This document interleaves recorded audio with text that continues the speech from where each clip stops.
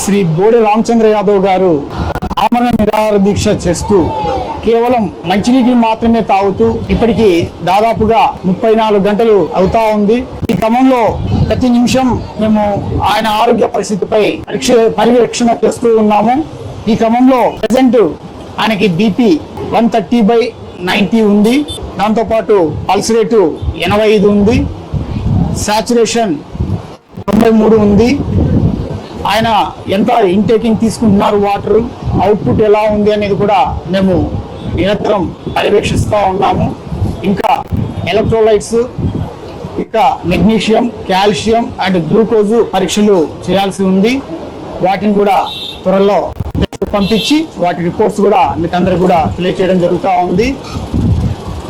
ఇదే పరిస్థితి ఇలాగే కొనసాగుతూ పోతే ఎలక్ట్రోలైట్స్ ఇంబ్యాలెన్స్ అవుతాయి. ఇంకా మెగ్నీషియం కూడా తగ్గుతుంది. దానివల్ల కండరాల నొప్పి వస్తుంది. కాల్షియం కూడా తగ్గుతుంది.